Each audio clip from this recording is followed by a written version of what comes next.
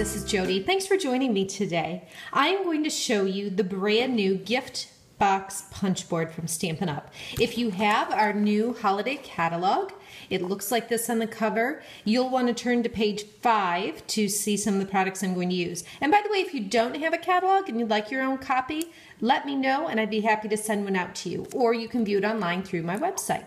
So the gift box punch board is shown down here on page 5. It gives you some step-by-step instructions, just a little bit of a visual that'll help be a reminder after you watch the video and you go to make some of your own. I'm also going to use the Under the Tree specialty designer paper. And what makes this a specialty paper is that it's heavier than our regular patterned paper. You can see these 6 different prints, and with our designer paper you get 2 2 of each of these 12 by 12 sheets. So they're colorful on the front. You flip them over and they're all the craft color, so very neutral on one side. So it's nice to have that versatility. Let me go ahead and scoot my catalog out of the way and show you the punch board. So this is the punch board itself, and you can see that there are some directions right here, and it does a really great job of labeling everything. You'll see things like start line, vertical, horizontal, diagonal. Everything is on there for you, and it makes it really easy to make these boxes. There's a chart that gives you measurements in inches as well as one in centimeters, depending on where you are and what kind of measuring you're used to. This little arm comes out here. It just extends that horizontal score line so you can easily work with your 12 by 12. And then right over here is the scoring tool, so I'm just going to pull that out so we're ready to go. Okay, I am going to just choose to make one for you today. The very last one is 4 by 4 by 4, and so it is a 12 by 12 piece of cardstock that we start with, and it tells us our start line and diagonal line in this case are both extra large. So what I'm going to do is take this 12 by 12 and put it right here on the XL line. So I'm going to line it right up here. What you'll want to do, I always punch first, so I'm going to go ahead and do that, and then you'll line, actually I'm going to, oh no, I probably, well yeah, I'll go ahead and flip it over. It'll work. It's easier to see the score lines on the craft side. So I'll punch and do my score line here. And then I also want to do the horizontal line. And this is where you can see that extension arm is really coming in handy because I go all the way to the end of it. Okay, so my start line is extra large. I did my horizontal, and now it's telling me that my diagonal is also extra large. So I'm going to follow that extra large just till I meet that line. And you might not be able to see it as well. Let me try to fold it just a little bit so you can maybe see that line right there. So my diagonal only went to that line.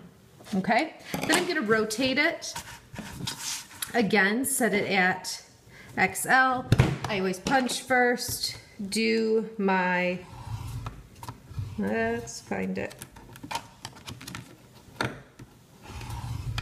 do my vertical line, do my horizontal line, and it's okay to go over it a couple of times, especially with this heavier cardstock. You're not going to poke through or anything. And then my extra large just down to there. So can you continue to do that? Okay, now when I was going to start on the cherry cobbler side, I had already punched the little insert there. So I need to go back and do it on these other sides. You can do it a couple of different ways. You can line up the scored lines here and here with the little guides that are provided here. That's just fine to do. I find it almost easier just to flip this over, line it up again at my XL start line, and just punch. Then I don't have to look for lines and make sure I'm lining both of them up. Oh, that one I already did. Silly. As long as I get it right on that XL, we're good to go. So just do that quick on all 4. And then it's nice to have this reference here so you can make sure that yours looks like that. I'll just move this out of the way. And then it's just a matter of folding on your scored lines. I pulled the scoring tool in again and just go over those lines to make sure that they're nice and defined. You could of course use a bone folder, but this is right here handy since I just used it, so we'll stick with this. Okay, so once all the sides are scored, you can see how it's gonna go up here, make the 4x4 box. We also need then to do this fold. This is the one, that diagonal that we did. So I'm just gonna go like that to even score that piece as well. It's kind of hard to see with that flap. I'm just folding it and going over that line. So everything has a good crisp fold. It's easier to work with. Okay, now there's a couple of different options here. I'm gonna pull this back super quick. This is the reverse punch. Like on our envelope punch board that makes all sorts of different envelopes, we have a reverse punch also that's a corner rounder. Well, this one, when you do the reverse punch, makes that cute little notch, which is how you secure the box. So I'm just gonna go ahead and notch each of our corners, and then we'll fold the box and put it together. Okay. Those little pieces out of the way. All right, now we're good to go.